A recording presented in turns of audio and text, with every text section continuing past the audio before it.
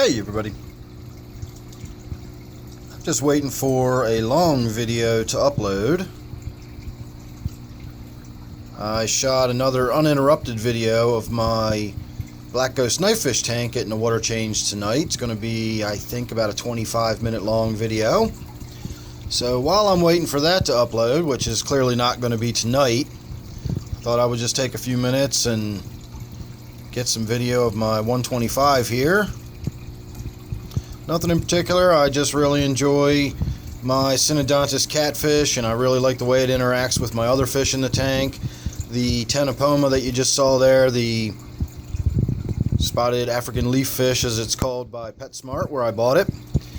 They're kind of buddies. They pal around the tank, sort of, but they sort of don't. I don't know, it's kind of weird. They've got an unusual relationship. I've always referred to them as my odd couple. And then you will see the catfish will, from time to time, actually kind of lay into the loaches and chase the loaches around. It almost seems like it's doing it because it's bored and not really being aggressive towards the loaches. It's just kind of something to do. And occasionally it will do that towards the rainbow fish in the tank. And again, it's just fun to watch. It's just a cool fish. Now you can see it's living up to its name of the upside down catfish. Now this one is not the one that is sold as the upside down catfish. Want to say that is the Synodontis nidraventris or something like that. I'm not sure which one that is. That is the one that's sold under the common name upside down catfish. But all Synodontis, including the little one I've got in my 55-gallon T-bar tank, that's a little Synodontis lucipinus, they all exhibit this same kind of behavior, and they're all known under the umbrella term as upside down catfish.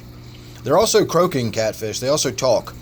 I've never heard mine talk, which is good because they only do it when they're distressed, so I'd really kind of need to be working it out of the tank or getting it into a net or handling it in some way in order for me to hear it croaking or talking, so I'm not too worried about that. I don't really know what else to talk about as far as keeping it, and you know, it's a catfish, so it's pretty easy to maintain as far as food. As long as enough food gets to the bottom of the tank for it to find it, it gets plenty to eat, and you can see this one here is not suffering. Doesn't miss too many meals. It will also swim up and feed off of the surface. It will swim upside down, and it will feed off of the surface as though it were the bottom in an upside down world. So if there's floating shrimp, you know, I grind up or crush up the freeze-dried krill that I feed to my Tenopoma there. The catfish will get in on that. If there's flake food that I put in there for the rainbow fish, the catfish will get in on that. And then of course all of the stuff that sinks to the bottom, the catfish gets in on that. Now don't make the mistake that I made in thinking that because it's a catfish they like sort of meaty stuff. I don't know why I've always sort of associated catfish with eating dead things, and I associate dead things with dead meat, you know, dead fish and crayfish and stuff like that that I'd find on the bottom. But this Synodontis in particular, I don't know about all of them, but this particular species actually eats plants more than it does meaty stuff. I used to give this one a lot of shrimp pellets, but I don't anymore. I very rarely throw shrimp pellets in this tank. You know, to sink to the bottom. I feed freeze-dried river shrimp, you know, krill every day for my Tenopoma there. That's his staple food, and of course everybody else in the tank gets some of that.